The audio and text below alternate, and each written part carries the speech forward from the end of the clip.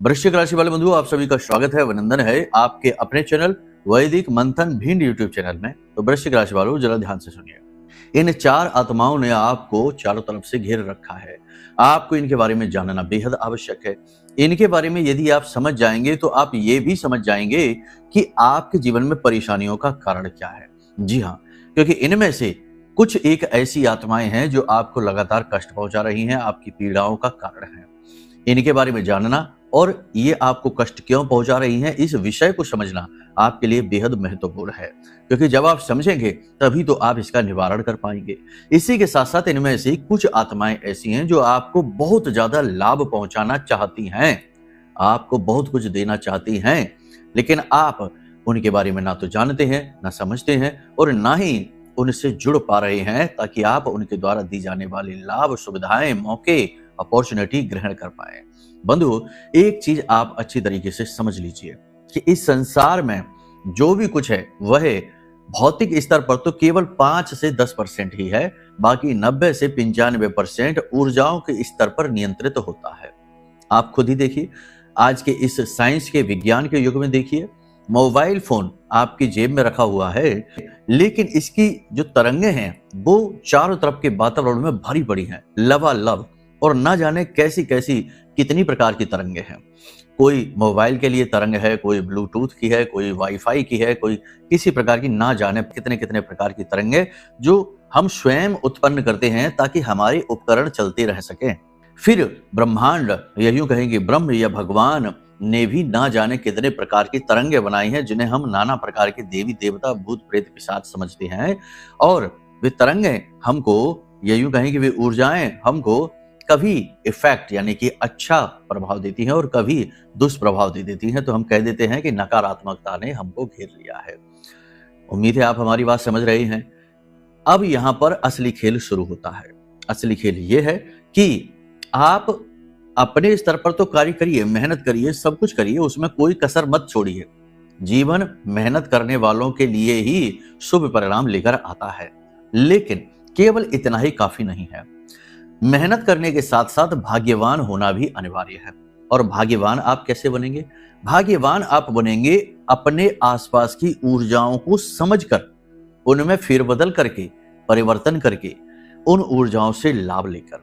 क्योंकि फिर से वही बात आ जाती है कि आपकी सफलता जो आपके पास आएगी वह 5 से 10% आपकी मेहनत, आपके प्रयास, आपके विचारों से आएगी, और 90 से 95% ऊर्जाओं के सकारात्मक होने से आएगी।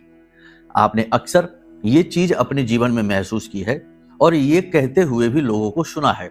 ना जाने क्यों बनते बनते काम अचानक बिगड़ जाता है, ना जाने क्यों चीजें बिल्कुल ठीक होते हुए अचानक से खराब हो जाती हैं, ना जाने क्यों रिश्ता बनते बनते बिगड़ गया। सब कुछ अच्छा चल रहा था, पति पत्नी के बीच सब कुछ बहुत बढ़िया था, लेकिन अचानक से ना जाने क्या हो गया कि दोनों के बीच झगड़ा शुरू हो गया, अब तलाक तक नौबत आ गई। बिजनेस में भी यही है कि बिजनेस अच्छा चल रहा था, एक निश्चित टाइम तक व्यापार बहुत अच्छा चला, लेकिन उसके बाद ना जाने क्या हो गया कि व्यापार खराब होता चला गया, डूबता चला गया।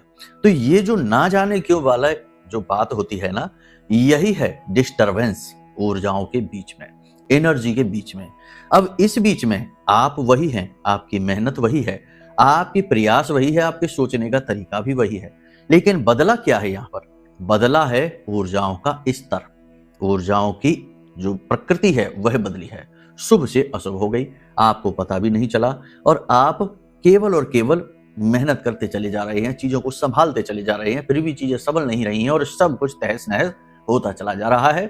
लाखों करोड़ों के कर्जे में, तमाम दुनिया भर के विवादों में, लांछन में, ना जाने कितनी प्रकार की परेशानियों में उलझते चले जा रहे हैं। आप हमारी बात से सहमत हो रहे होंगे, हमें लगता है। जो भी कुछ हम आपको बता रहे हैं ये बहुत ही बारीक विषय है। इस विषय को समझने के लिए ध्यान पूरी तरीके से केंद्रित होना अनिवार्य है। जो हम आपको बता रहे हैं, इन बातों को समझने के लिए पूरा चित्त यहां रखना होगा। आज का यह कार्यक्रम आपके लिए एक चाबी बनेगा, एक कुंजी बनेगा, जो आपके भाग्य के दरवाजे को, ताले को खोल देगा। जी हाँ, किसी न किसी कारण की वजह से आपके भाग्य पर, आपके लक पर जो ताला लटक गया है, उस ताले को कैसे खोलेंगे, यही ज्ञान जो हम आपको देने जा रहे हैं, यही ज्ञान इस लक को खोलने की चाबी बनेगा। जी हाँ, बहुत सारी बातें इस कार्यक्रम में हम आपको करेंगे, बताएंगे, बहुत सारी चीजें, निषेध कार्य बताएंगे और अनिवार्य कार्य बताएंगे, भविष्यवाणियां बताएंगे, अगले 3 से 5 दिनों की सटीक भविष्यवाणियां बताएंगे, पूरा रोड मैप देंगे, ग्रह नक्षत्रों की बात करेंगे और इन 4 आत्माओं की बात करेंगे जिन्होंने आपको हर तरफ से घेर रखा है, कुछ शुभ कुछ अशुभ। अब आपको इन्हें समझना है पहले तो, फिर इनसे लाभ लेना है। उम्मीद करते हैं सारी बातें आप समझ रहे हैं। अब यहाँ पर आपके पास 2 ऑप्शन है, आप चाहें तो इसी वक्त कार्यक्रम छोड़कर जा सकते हैं। आपको लगेगा कि क्या बकवास बातें हो रही हैं, सीधे भविष्यवाणी बताओ और आगे बढ़ो। तो अगर आप ये विचारधारा वाले इंसान हैं कि आपको तुरंत से काम चाहिए, तुरंत से सफलता चाहिए, तुरंत से मतलब की बात चाहिए, तो आपके लिए ये कार्यक्रम है ही नहीं। क्योंकि फिर ऐसे में हम आपको कुछ नहीं दे सकते, क्योंकि आपके अंदर पात्रता नहीं है, आप खाली नहीं हैं, आप पहले से ही भरे हुए हैं। न जाने क्या क्या आपके मन में भरा हुआ है, और भरे हुए पात्र में कुछ भी भर पाना संभव ही नहीं है। पहले पात्र खाली होना पड़ेगा। और यदि आप हमारी बातों से सहमत हो रहे हैं, आपको लगता है कि हाँ बातें मतलब की हो रही हैं, तो आप ठहर जाइए, अब आपका यहां से भाग्य परिवर्तित हो जाएगा। जी हाँ, 101% हमारा अनुभव है। हमारे जीवन में हमने जो देखा, जो समझा, जो लोगों के साथ हमने इन तरीकों को आजमाया और जो लाभ, जो परिणाम हमें प्राप्त हुए, उन परिणामों के बारे में भी चर्चा करेंगे। बहुत ही महत्वपूर्ण विषय है, इसे मिस मत करना। कार्यक्रम को अंत तक जरूर देखना, बेहद महत्वपूर्ण कार्यक्रम है। अगर आपने इस कार्यक्रम को अंत तक देखा तो आप ये बात अच्छी तरीके से समझ जाएंगे कि आज आपको कुछ बहुमूल्य ज्ञान प्राप्त हो चुका है। चलिए बंधुओं, उम्मीद करते हैं कि आप अंत तक कार्यक्रम में ठहरेंगे, हमारी मेहनत सफल हो जाएगी और आपका जीवन सफल हो जाएगा, महामाई की कृपा से, उनके आशीर्वाद से। याद रखना कि हम तो एक तुच्छ कीड़े मकोड़े जैसे माध्यम हैं। जो भी कुछ आप तक पहुंच रहा है, चाहे फोन के माध्यम से पहुंच रहा हो, चाहे जैसे भी ज्ञान के रूप में आपके पास पहुंच रहा है, हमारे माध्यम से पहुंच रहा है, वह महामाई का आदेश है। उनके जो विचार हैं, उनकी जो वाइब्रेशंस हैं, वो आप तक पहुंचना चाहती हैं। माध्यम हमको बनाया है, आपके फोन को बनाया है, तो बस इस चीज का सम्मान जरूर करना, ठीक है। चलिए अब अपने मूल विषय को शुरू करते हैं, लेकिन इससे पहले महामाई को याद करिए, वीडियो में माई के दर्शन करिए। दर्शन करते हुए पूरे भक्ति भाव के साथ कमेंट बॉक्स में लिख डालिए, जय मां भद्रकाली कृपा करो। महामाई ने निश्चित तौर पर आपको चुना है आपके ऊपर कृपा करने के लिए, इसीलिए आप इस कार्यक्रम को देख रहे हैं और आपका जीवन जरूर बदलेगा, हमें पूर्ण विश्वास है। पूरे भाव के साथ कमेंट बॉक्स में यह भी लिख डालिए कि मैं भी माई के परिवार का हिस्सा हूं, ठीक है। यह आपके लिए सौभाग्य की बात है कि यह मौका अवसर चलकर आपके पास स्वयं आया है। कोई कुतर्क नहीं करना, कोई अविद्या का प्रदर्शन नहीं, कोई अज्ञानता का प्रदर्शन नहीं। हम पहले ही आपको कह चुके हैं, हमने छटनी कर दी है कि ऐसे अविद्यापूर्ण, कुतर्कवादी और मूर्ख लोग इस कार्यक्रम को ना देखें, जिन्हें ना धर्म में विश्वास है, ना अध्यात्म में विश्वास है, ना भगवान में विश्वास है, जो केवल और केवल मतलब के लिए घूम रहे हैं कि हर पल हर मिनट कुछ ना कुछ मिल जाए हमको। ऐसे लोगों की आवश्यकता ही नहीं, कहीं भी आवश्यकता नहीं है, ठीक है। तो चलिए एक और सूचना आपको दे देते हैं, हर कार्यक्रम में दे रहे हैं। धर्म है हमारा यह कि वर्ष की प्रथम नवरात्रि है, 19 जनवरी से प्रारंभ हो रही है। गुप्त नवरात्रि बड़ी शक्तिशाली होती हैं, 10 महाविद्या की साधना के लिए तो सर्वश्रेष्ठ हैं, क्योंकि ये शैव नवरात्रि कही जाती हैं। इस नवरात्रि में महाअनुष्ठान का आयोजन हम कर रहे हैं, हम तो करेंगे ही, हमारा धर्म है, हमारा यही कर्म है। लेकिन आपको भी अवसर दिया जा रहा है कि यदि आप चाहें तो इस महाअनुष्ठान में भाग लेकर अपने जीवन को धन्य बना सकते हैं। कैसे भाग लेंगे, क्या प्रक्रिया रहेगी, क्या अंशदान रहेगा और कैसे आप इस कार्यक्रम में भाग लेकर अपने जीवन को सफल बनाएंगे, यानी कुछ क्रियाएं रहेंगी, सब कुछ आपको बताया जाएगा। वीडियो में नंबर है, इन नंबरों पर फोन करिए, ये धाम के नंबर है, इन नंबरों पर फोन करिए, सारी जानकारी आपको विस्तार से समझा दी जाएगी, ठीक है। हमारा पूरा सपोर्ट आपको दिया जाएगा कि देवी की कृपा जागृत स्वरूप में आपके जीवन में पहुंचे, आपके घर तक पहुंचे, ठीक है। चलिए अब अपने मूल विषय को शुरू करते हैं। जय माई की। बंधुओं, ज्योतिष और तंत्र विद्या के क्षेत्र में आचार्य अमित एक जाना माना नाम है। पूज्य गुरुदेव के साधनाओं और ज्योतिष विद्या के अनुभव बेहद दिव्य है। जी हाँ, पूज्य गुरुदेव ने जिसकी भी कुंडली का विश्लेषण किया और कुंडली के अनुसार उसे सटीक उपाय व महामाई माँ बगलामुखी की विशेष कृपा दी, उसके जीवन में सकारात्मक बदलाव तो आए ही है। फिर चाहे समस्या कितनी ही कठिन क्यों ना हो, समाधान तो अवश्य हुआ है। अब ऐसे में यदि आप भी अपने जीवन की किसी बड़ी समस्या से जूझ रहे हैं जैसे कि कर्जा बढ़ता ही जा रहा है, काम धंधा और व्यापार सब रुक चुका है, रिश्ते नातों में तनाव हद से ज्यादा बढ़ गया है, पूरा जीवन ही नकारात्मकताओं से भर गया है। तो ऐसे में यही सही समय है जब आप श्रेष्ठ गुरु से मार्गदर्शन प्राप्त करें और जीवन के अंधकार को समाप्त कर दिव्य प्रकाश की ओर कदम बढ़ाएं। वीडियो में दिए गए नंबरों पर तुरंत संपर्क करिए और अपनी कुंडली का विश्लेषण व समाधान पूज्य गुरुदेव के द्वारा करवा लीजिए। देर ना करें, आपके देवी देवताओं के आशीर्वाद से ये मौका खुद चलकर आपके पास आया है, इसे गंवाना नहीं है। अभी फोन करें और गुरुदेव से मार्गदर्शन प्राप्त करें। महामाई आपका कल्याण करें। धन्यवाद। बंधुओं, 3 बातें हैं यहाँ पर, बहुत महत्वपूर्ण हैं, ध्यान से समझ लेना। पहली बात कि इमोशनल, जी हाँ, इमोशनल आप होने वाले हो। अगले 3 से 5 दिनों में भावनात्मक तौर पर आप निर्णय लेने वाले हो। भावुकता को महत्व दोगे, भावुकता को प्राथमिकता देकर कार्य करोगे, अच्छे बुरे का ख्याल करोगे, सब कुछ करोगे, लेकिन इमोशंस आगे चलेंगे। अब इमोशंस का आगे चलने में बुराई कुछ भी नहीं है, अच्छी ही बात है। भावनात्मक होकर सोचने पर नैतिकता उच्च स्तर पर पहुंच जाती है, क्योंकि किसी के साथ अहित नहीं कर सकते हैं। रिश्ते नातों में मधुरता आने लगती है, क्योंकि सबसे प्रेम से बात करने लगते हैं, सबका महत्व समझने लगते हैं। लेकिन इसी बीच गलती की गुंजाइश भी रहती है। यानी किस प्रकार की गलतियां हैं, ध्यान से समझो। इमोशन में बहकर किसी चालाक धूर्त इंसान की बातों में आ सकते हो और गलत जगह पर अपना समय, अपनी ऊर्जा, अपना पैसा खर्च कर सकते हो। भावनात्मक होकर आप किसी से इंप्रेस जल्दी हो सकते हो, किसी की गलतियों को इग्नोर कर सकते हो और किसी की बातों में आकर अपना इन्वेस्टमेंट कर सकते हो। तो क्या नहीं करना है, ध्यान से समझिए। किसी की बातों में नहीं आना है। कोई नई योजना बता रहा है, कोई भी प्रोजेक्ट है, कोई बिजनेस प्रोजेक्ट है, कुछ भी है, कुछ आपको बता रहा है, थोड़ा सा विराम ले लीजिए, तुरंत फैसला न लीजिए। उससे कहिए कि ठीक है, हमने सब कुछ सुन लिया, समझ लिया, अब हमें सोचने का समय चाहिए। अपना समय लीजिए, उसके बाद अच्छे बुरे का सही ख्याल करते हुए निर्णय लीजिए। आप फंसेंगे नहीं, वरना इमोशन के ट्रैप में आप फंस सकते हैं। दूसरा, किसी को खुश करने के लिए जरूरत से ज्यादा प्रयास आप कर सकते हैं, जरूरत से ज्यादा जेब ढीली कर सकते हैं, पैसा खर्च कर सकते हैं। अपना समय, अपने इमोशन, अपनी भावनाएं किसी के पीछे जरूरत से ज्यादा लगाना ठीक नहीं। क्यों ठीक नहीं? देखो, जो आपसे प्रेम करता है उसे तो आपको ज्यादा इंप्रेस करने की जरूरत नहीं है, ज्यादा भाव दिखाने की जरूरत नहीं है, ज्यादा मेहनत करने की जरूरत नहीं है।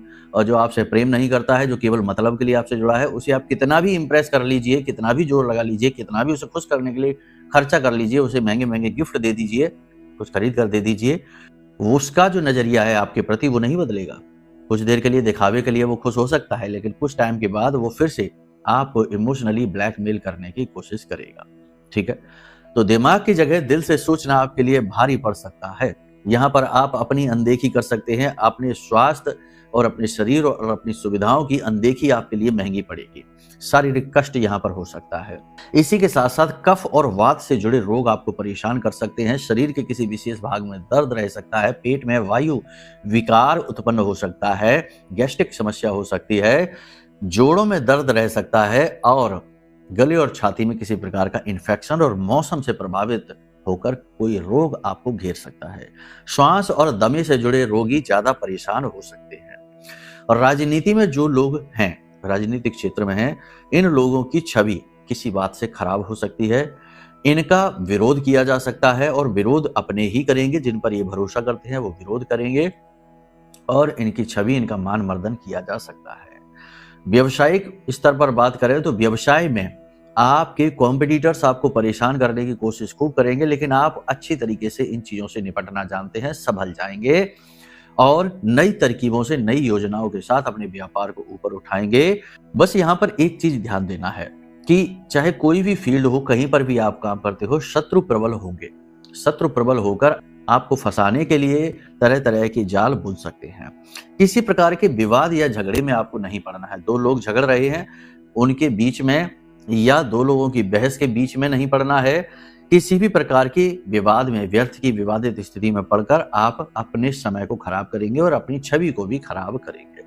किसी भी व्यक्ति की गारंटी आपको नहीं लेनी है। पिछले कार्यक्रम में भी हमने बताया था, किसी भी व्यक्ति की आपको गारंटी नहीं लेनी है, किसी भी व्यक्ति की जिम्मेदारी जरूरत से ज्यादा नहीं लेनी है और किसी भी व्यक्ति के किसी कार्य को करवाने के लिए जरूरत से ज्यादा प्रयास, फिर से वही इमोशन वाली बात आ गई, कि अपना काम छोड़ छाड़ कर किसी दूसरे व्यक्ति के काम के लिए दिन रात भागे जा रहे हैं, पागलों की तरह लगे हुए हैं और बाद में क्रेडिट कुछ नहीं मिलना है, नुकसान ही होना है, आपको ही दोषारोपण हो जाएगा।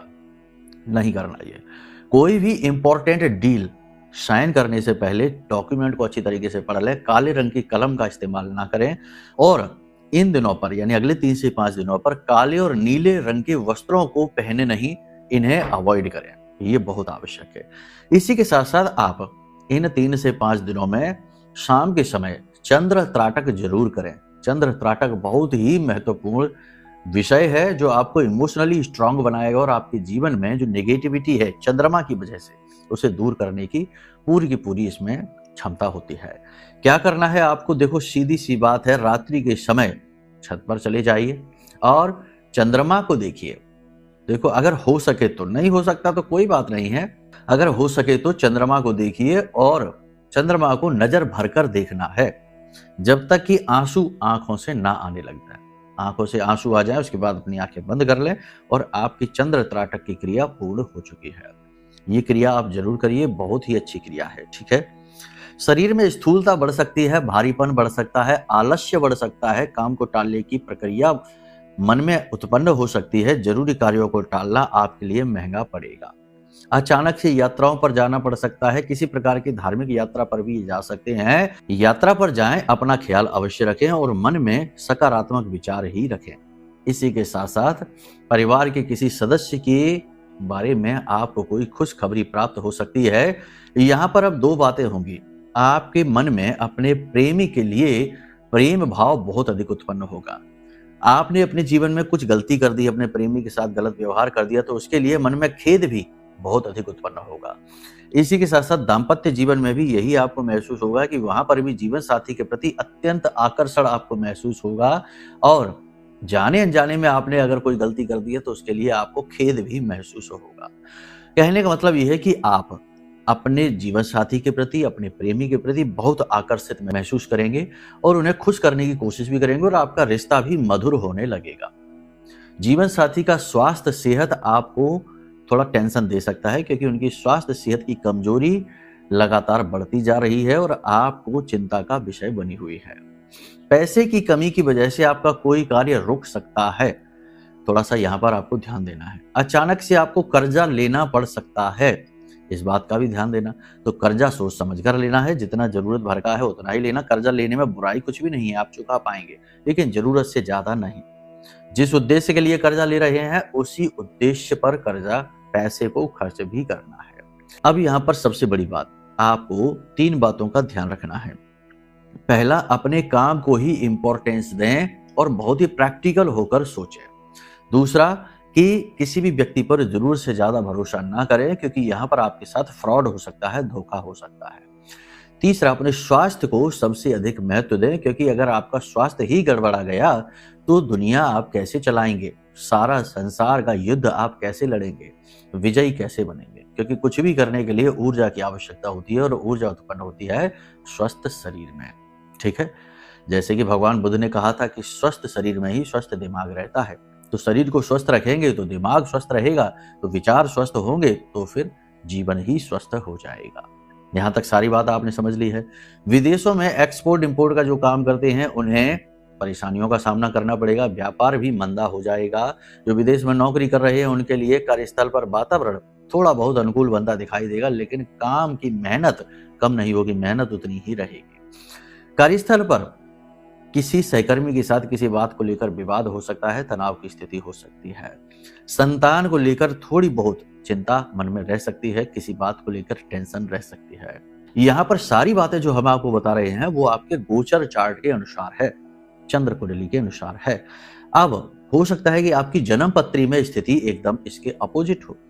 कोई कार्य आपका है जो लंबे समय से अटका हुआ है, कोई चीज है जो गिरती चली जा रही है, जैसे बिजनेस है लगातार गिरता जा रहा है, रिश्तों में प्रेम है जो लगातार गिरता जा रहा है, या फिर आपका स्वास्थ्य सेहत लगातार गिरती जा रही है, या फिर कोई ऐसी अड़चन है जो दूर होने का नाम ही नहीं ले रही, जैसे कि कर्जा है तो वो छूट ही नहीं रहा है, मुक्त ही नहीं हो पा रहे हैं, जैसे कोई रोग लग गया शरीर में तो वह ठीक ही नहीं हो पा रहा है, और भी कई प्रकार के। शत्रु भी हैं तो वो बनते ही चले जा रहे हैं, शत्रु का कारण ही जीवन में परेशानियां उत्पन्न कर रहे हैं। तो ये सारी स्थितियां उत्पन्न होती हैं जब जातक की कुंडली में कोई पाप ग्रह योग बनने लगता है। पाप ग्रह योग यदि जन्म पत्री में बना है तो वो एक्टिवेट हो चुका है किसी बात से, यानी कि कोई पाप ग्रह की महादशा, अंतरदशा, प्रत्यंतर दशा, सूक्ष्म दशा किसी न किसी वजह से या आपके ही द्वारा की गई किसी गलती की वजह से वह जो आपका पाप ग्रह योग है वह एक्टिवेट हो चुका है और वह अब लगातार आपको डाउनवर्ड यानी कि नीचे गिराता चला जा रहा है। बचने का एक ही उपाय है, अपनी कुंडली दिखा लो। कुंडली में जो पाप ग्रह योग है उसको मिटाने का योग बताएंगे, मिटाने का कारण बताएंगे, उपाय बताएंगे कैसे मिटेगा और वो क्यों एक्टिवेट हुआ है ये भी बताएंगे। आपसे चर्चा करेंगे, आपको सब कुछ बताएंगे, ठीक है। आपके प्रश्नों के जवाब आपको मिलेंगे। सटीक उपायों से ये पाप ग्रह योग आराम से मिटाया जा सकता है और इसकी ऊर्जा को आपके जीवन में आगे बढ़ने के लिए यानी कि आपके सफलता के कारक के तौर पर प्रयोग किया जा सकता है। इसी के साथ साथ महामाई का यह महारक्षा कवच आपके लिए हमने बनाया है। आप इस महारक्षा कवच को भी अवश्य मंगा लें। यह महारक्षा कवच वो सब कुछ आपको दे सकता है जो अब तक आपको नहीं मिल पाया। कुंडली जरूर दिखाना, लेकिन क्योंकि यदि कुंडली में पाप ग्रह योग बना है तो कोई शक्ति आपको फायदा दे ही नहीं सकती है। उसे मिटाइए, क्योंकि वह आपका खुद का कर्म है जो आपके सामने आ गया है। उसे हटाना पड़ेगा, या तो प्रायश्चित कर्म से या दुख भोग कर। फिर उसके बाद तुरंत जीवन में सक्सेस लाने के लिए और भविष्य में कभी कोई ऐसी गलती ना हो जिससे निगेटिविटी आ जाए, बाधाएं आ जाए, उसके लिए देवी की कृपा, देवी की सुरक्षा, महारक्षा कवच यह आपको जरूर मंगाना चाहिए। यह आपकी हर पल रक्षा करेगा, बिल्कुल वैसे ही जैसे एक माँ अपने बालक को अपनी गोद में उठाकर और उसकी रक्षा करती है। यह हमारी देवी, हमारी आराध्य देवी माँ बगलामुखी के सिद्ध मंत्र से जागृत है और अभिमंत्रित है, ठीक है। तो आप इस महारक्षा कवच को भी मंगा लें, कुंडली का आकलन कर लें। यह आपके लिए बेस्ट डिसीजन होगा जो आपको आगे बढ़ाने का कार्य करेगा, ठीक है। यहां तक सारी बात आपने समझ ली। अब बात करते हैं उन 4 आत्माओं की। देखो, कोई भी व्यक्ति इस संसार में जब आता है तो वह मूल तौर पर अपने कर्मों को काटने के लिए ही आया है, यानी पिछले जन्मों में किए गए कर्म और इस जन्म में उसके कर्म निर्धारित करेंगे कि उसकी आध्यात्मिक उन्नति होगी या फिर और ज्यादा अवनति हो जाएगी। तो अब ऐसे में होता यह है कि उसको गाइड करने के लिए भी उसके आसपास कुछ आत्माएं रखी जाती हैं, ब्रह्म के द्वारा, भगवान के द्वारा कह सकते हैं। अब वो क्या है? पहले है आपके पितृदेव। जी हाँ, पितृदेवों को श्रीमद् भागवतम में प्रथम देव कहा गया है और वो सबसे पहले पूजनीय है। लेकिन अगर पितृदेव निगेटिव हो गए आपके लिए किसी कारण से, कोई गलती की वजह से, आपकी ही किसी बात से, जैसे आपने किसी का हिस्सा दबा लिया या आप में अंदर गंदी आदतें हैं या आपका व्यवसाय आपने ऐसा चुन लिया जिसमें लोगों का शोषण होता है, तो ऐसा कोई कार्य, अनैतिक कार्य में आप लिप्त रहते हैं, जुआ, शराब, सट्टेबाजी, मांसाहार आदि जरूरत से ज्यादा करते हैं, तो ऐसे में पितृ दोष लग जाता है। पितृ नाराज होते हैं तो पितृ दोष लग जाता है और पितृ दोष लग गया तो फिर कुछ भी कर लेना फल नहीं मिलेगा। पितृ दोष लगा है कि नहीं लगा ये कैसे पहचानेंगे? बहुत ही सरल है, कुंडली दिखाइए। कुंडली में पितृ दोष ग्रह विशेष से आता है और कुंडली के सटीक उपायों से यह मिट जाता है। अब बहुत से लोग कहेंगे हमने तो पितृदोष की पूजा करवा ली है, हमने तो इधर नागपुर में करा ली, हमने तो गया में करा ली पूजा, और ये वो। देखो, वो पूजाएं सामान्य पूजाएं होती हैं, जैसे हम अपने घर में नित्य कर्म पूजा करते हैं भगवान की। लेकिन अगर कोई हमारे जीवन में व्याधि आ जाती, परेशानी आ जाती है, तो हम विशेष अनुष्ठान करते हैं। कोई बीमारी बड़ी आ गई, दुर्घटना हो गई, तो महामृत्युंजय का अनुष्ठान किया जाता है। ऐसे अनुष्ठानों से हम समस्या से मुक्ति प्राप्त करते हैं। पूजा तो आप रोज तब भी कर रहे होते। वैसे ही पितरों के जो खुश करने के जो उपाय होते हैं, पितरों को प्रसन्न करने के, वो तो सभी कर ही रहे हैं। लेकिन आपके जीवन में मूल तौर पर किस ग्रह से पितृ दोष आ रहा है, आपका कौन सा कर्म है जो पितृ दोष बनकर आपके जीवन में आया, ये आपकी कुंडली ही आपको बताएगी। गुरु पितृ दोष है, राहु से पितृ दोष है, शनि से पितृ दोष है, सूर्य से पितृ दोष है, किस ग्रह से पितृ दोष है, ठीक है। तो फिर से वही आ गया कि कुंडली दिखाइए, तो यहाँ पर पितृ दोष पता चलेगा, निवारण। पितृदोष के संकेत क्या है, ध्यान से सुनिए। बच्चे जो है ना वो असभ्य हो जाएंगे, बच्चों में रोग उत्पन्न हो जाएंगे और बच्चों का सुख आपको नहीं मिलेगा, ये है। दूसरा कि आप कभी भी अपने काम से सेटिस्फाइड नहीं होंगे, यानी काम आपको संतुष्ट नहीं कर पाएगा। तीसरा, पति पत्नी के बीच सुलह, प्रेम रह ही नहीं पाएगा, किसी न किसी बात को लेकर असंतोष बना ही रहेगा। और चौथा, घर में किसी प्रकार का रोग हमेशा वास करेगा, यानी आपकी कमाई का एक हिस्सा बीमारी में, कोर्ट कचहरी में, विवादों में जरूर जाएगा ही जाएगा। ये संकेत है, समझ लो पितृ दोष है। कुंडली दिखा लो, पितृ दोष का सटीक उपाय ग्रह अनुसार मिल जाएगा, तुरंत निवारण हो जाएगा। ठीक है। दूसरी जो आत्मा है, अब समझिए वो आत्मा क्या है, वो ब्रह्म का, भगवान का ही स्वरूप है। क्या है? आपके इष्ट देव। अब इष्ट देव हैं जो आपको बहुत कुछ देना चाहते हैं, क्योंकि आपने उनकी पूजा साधना पिछले जन्मों में भी की है। आपको बहुत कुछ देना चाहते हैं, लेकिन वो दे नहीं पा रहे हैं क्योंकि आपको उनके बारे में पता नहीं है, आप उनसे जुड़े नहीं हैं। इस जन्म में आकर आपको विस्मृति हो गई है। ठीक है। जैसे श्रीमद् भागवतम में जड़ भरत का एक जो व्याख्यान है उसमें आता है कि देखो, जड़ भरत जो थे ना, वो भगवान नारायण से जुड़े हुए थे लंबे समय से। मृत्यु उनकी हो जाती है किसी कारण से, अगला जन्म लेते हैं, लेकिन उनको याद रहता है तो भगवान की भक्ति करते रहते हैं। फिर एक और जन्म लेते हैं और याद रहता है तो भगवान की भक्ति करते रहते हैं, संसारिक कार्यों से दूर रहते हैं। तो उनके पिता उनको जड़ कह देते हैं, यानी मूर्ख, जड़ भरत यानी मूर्ख भरत। ठीक है। तो ये जो जड़ भरत वाला है, ये क्या कहता है कि यहाँ पर आपको जन्म जन्मांतर से जो पूजाएं आप करते चले आ रहे हैं, किसी देवी शक्ति से आप जुड़े हुए हैं, इस जन्म में आप उसके बारे में कैसे जानेंगे? या तो आपकी साधनाएं पिछले जन्म की इतनी प्रबल हो कि आपको वो दिव्य शक्ति खुद ही अपनी ओर खींच लेगी, आभास करा देगी, या फिर आप अपनी जन्मपत्री दिखा दीजिए। आपकी जन्मपत्री में आपके इष्ट देव के बारे में भी लिखा रहता है, आपके पिछले जन्म और आपके आने वाले जन्म के बारे में भी जन्मपत्री बताती है। तो इष्ट देव जो आपको बहुत कुछ दे सकते हैं, उनसे जुड़ जाइए, आपका उद्धार हो जाएगा। जुड़ेंगे कब? जब पहले जान तो जाएं कि आपके इष्ट देव हैं कौन। ठीक है। दूसरी चीज, अब यहां पर तीसरा, आपकी कुल देवता। जो इंसान अपने कुल देवी देवता की पूजा नहीं करता है, उनको सम्मान नहीं देता, उन्हें समय समय पर याद नहीं करता, उस इंसान का उद्धार संभव नहीं है। ठीक है। तो कुल देवी देवता को आप कैसे जानेंगे? यदि जानते हैं तो बहुत ही अच्छी बात है। समय समय पर जब कुल देवी का समय होता है, कोई विशेष दिन अवसर होता है, तो आसपास के नजदीकी मंदिर में जाकर, धाम पर जाकर उनके नाम से अनुष्ठान अवश्य करिए। छोटा मोटा हवन वगैरह जरूर करा दीजिए। इससे आपको कुल देवी का पूरा सपोर्ट मिलेगा ही मिलेगा। ठीक है। अब आ जाते हैं आपके आराध्य देव। अब आराध्य देव जो इस जन्म में आप पूजा कर रहे हैं जिनकी, अब आराध्य देव को लोग अक्सर अपने मतलबों के लिए पूजते हैं, है ना।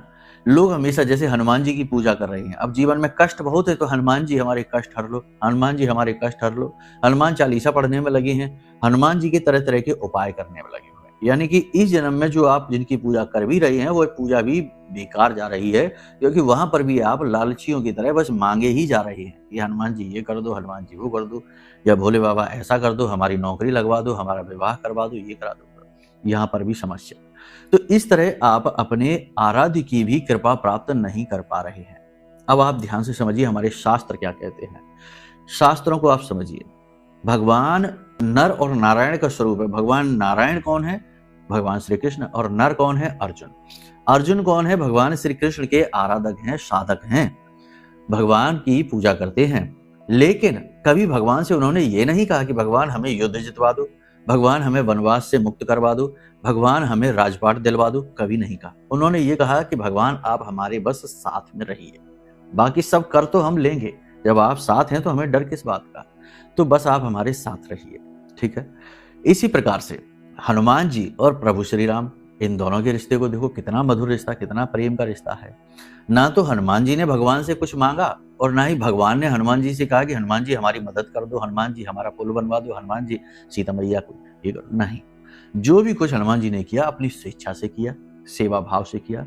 और हनुमान जी ने तो खैर भगवान से कभी कुछ मांगा ही नहीं। कहने का मतलब यह है कि जब हम भगवान के सामने, भगवान के स्वरूप के सामने जाते हैं और हम हाथ जोड़कर मांगने लगते हैं, तो हम असल में अपनी ऊर्जाओं को खराब कर लेते हैं। मांगना कुछ नहीं है। जो बिन मांगे दे वही भगवान है। उन्हें कुछ बताने की जरूरत थोड़ी ही है कि हमें, जब हम बताएंगे, जब हम मांगेंगे, तभी उन्हें पता लगेगा कि इन्हें क्या चाहिए, है ना। ये बहुत तुच्छ बुद्धि है, बहुत ही छोटी और अविद्या का सबसे बड़ा प्रमाण है। बुद्धिमान इंसान भगवान के पास जाएगा, हाथ जोड़कर बैठेगा, भगवान से कहेगा भगवान बस आप हमारा साथ दीजिए, आप हमारे साथ रहिए, हमारा साथ कभी ना छोड़िए और हम सब कुछ कर लेंगे आपके सहारे। ठीक है। तो इस प्रकार से आपके जो आराध्य हैं इस जन्म के, उनके विशेष अनुष्ठान करना सीखिए। मानकर चलिए कि आप हनुमान जी की पूजा करते हैं, तो महीने में एक बार, ज्यादा नहीं तो 7 दिन का 11 हनुमान चालीसा प्रतिदिन का एक अनुष्ठान कर लिया करो। किसी भी मंगलवार से शुरू करो और अगले मंगलवार तक लेकर जाओ। यानी कि प्रतिदिन एक निश्चित समय पर एक स्थान पर बैठकर 7 हनुमान चालीसा, 1 बजरंग बाण और हनुमान जी की आरती, इतना नियम बना लो और आप देखो कि आपके काम कैसे बनना शुरू हो जाते हैं। चुटकियों में झटके से काम बनने शुरू हो जाते हैं। संकल्प लेना है, लेकिन संकल्प इस बात का लेना कि भगवान आप हमारा साथ देना। इस प्रकार से संकल्प लेकर और आप जमीन पर जल छोड़िए, क्योंकि कोई भी अनुष्ठान संकल्प के बिना पूर्ण नहीं होता। तो संकल्प लीजिए और इस प्रकार से लीजिए कि भगवान आप हमारा साथ देना। ये नहीं कि भगवान आप हमारी नौकरी लगवा देना, भगवान हमारी शादी करवा देना, भगवान हमारे लिए घर बनवा देना, ये सब कुछ नहीं, ठीक है ना। फिर आप देखो कि कैसे काम बनते हैं। आपने सारी बातें यहाँ तक समझ ली हैं। उम्मीद है सारी चीजें आपको समझ में आ चुकी हैं। अब यहाँ पर आपको यदि हमारी कोई मदद चाहिए तो नंबर वीडियो में हमने दे रखे हैं, इन पर फोन करिए, आपको पूरा गाइड किया जाएगा। किसी भी प्रकार से आपको सहायता चाहिए, कोई विशेष साधना यदि आपको चाहिए, भोले बाबा की साधना या हनुमान जी की साधना या देवी की साधना, तो वो हम आपको दे देंगे, ठीक है। कुंडली विश्लेषण कराना है या जो महाअनुष्ठान हो रहा है उसमें भाग लेना है या महारक्षा कवच मंगवाना है, तो उसके विषय में जानकारी ले लीजिए। वीडियो में नंबर है ही, हम इसीलिए तो नंबर देते हैं। तो उम्मीद करते हैं सारी बात आपने समझ ली है। अब वाणी को हम यही विराम देंगे। बस उम्मीद यही करेंगे कि आपने सब कुछ अपने जीवन में जो हमने बताया उसे उतारने का निर्णय ले लिया है। भाव अपना प्रबल रखिए, भगवान जरूर आएंगे, जीवन के कष्ट मिटाएंगे, ये बात निश्चित है। प्रेम से बोलिए जय माई की, जय मां बगलामुखी। हमारे प्रिय और परम पूज्य आचार्य जी ने अपनी साधनाओं के अनुभवों पर आधारित शक्तिशाली उपाय और क्रियाओं के माध्यम से हजारों लोगों के जीवन को पूरी तरह से बदला है। आचार्य जी के द्वारा बताया गया हर एक उपाय इतना सटीक और कारगर होता है कि जो भी इसे पूरे भाव के साथ कर लेता है उसे साक्षात महामाई की कृपा और आशीर्वाद प्राप्त हो जाती है। इसलिए निसंकोच इन उपायों को पूरे भाव के साथ करिए, आपका कल्याण होगा। जय माई की।